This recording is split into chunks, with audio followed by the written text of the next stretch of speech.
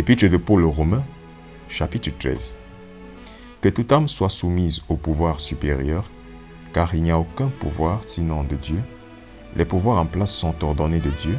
Quiconque donc résiste au pouvoir résiste à l'ordonnance de Dieu. Et ceux qui résistent recevront pour eux-mêmes la damnation. Car les dirigeants ne sont pas une terreur pour les bonnes œuvres, mais pour les mauvaises. Ne vas-tu pas craindre le pouvoir?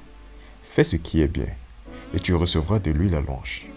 Car il est pour toi le ministre de Dieu pour le bien, mais si tu fais ce qui est mal, sois craintif, car il ne porte pas l'épée en vain, car il est le ministre de Dieu, un vengeur pour exécuter le courroux pour celui qui fait le mal.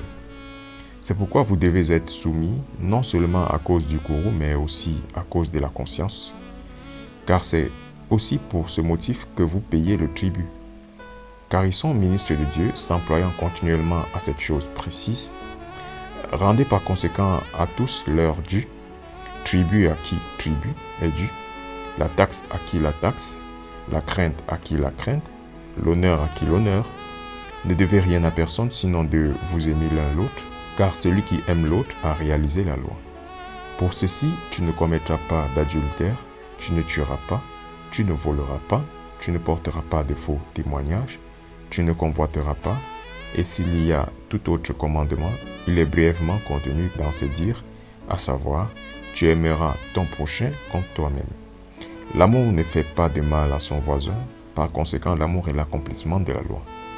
Et que, connaissant le moment, que maintenant il est grand temps de se réveiller du sommeil, car maintenant notre salut est plus près que lorsque nous avons cru.